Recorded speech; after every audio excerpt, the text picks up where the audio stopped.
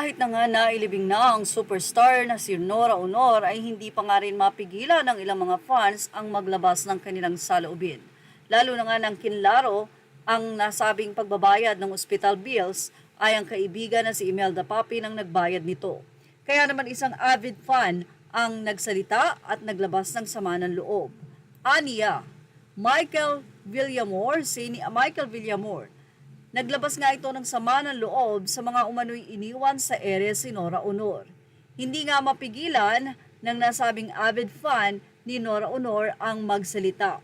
Ito'y hinggil sa pinagdaan ng matinding financial problem ng nasabing superstar.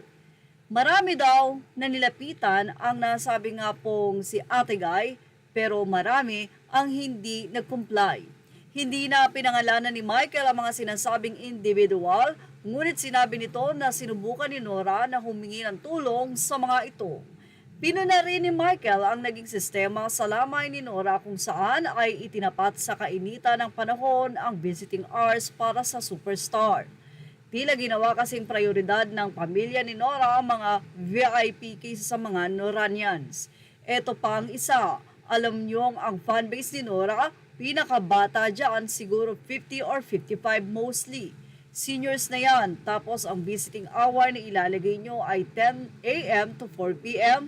Ani Michael, alam nyong summer to, ang init. Kahit ako hindi lumalabas dahil sa init. Tapos ang fans papupuntahin nyo ng ganong oras. Porkit mga VIP hindi pupunta ng ganong kainit, kung himatayin ng mga fans, nilagay nyo ang mga VIP sa gabi para maraming mag-donate, dagdag pa niya. Samantala, ilang mga netizen naman ang kinundira sa nasabi ng fan na ito. Anila, wala na si superstar Nora Aunor, sana nga daw ay igalang ito pati ang pamilya. Narito ang kanilang naging komento.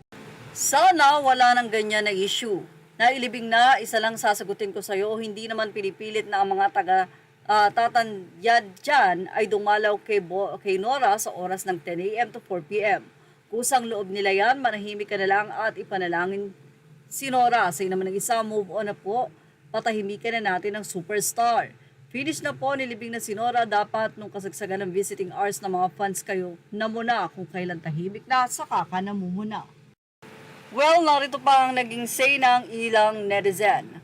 Anila, may punto kayo sir. Yung viewing schedule, hindi na siguro naiisip ng mga namamahala sa lamay ni Guy iyon, edad at iyong panahon. Summer, for sure, di na ma-blame sina Ian at Lotlot, nagluluksa ang mga yon.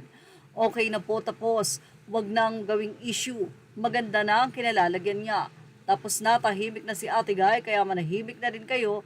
Let Ate Guy rest in peace. Comment na lang po yon, concern lang po sa mga senior. Tahimik na po si Ate Guy, bayaan na lang pong maging happy siya sa kabilang buhay.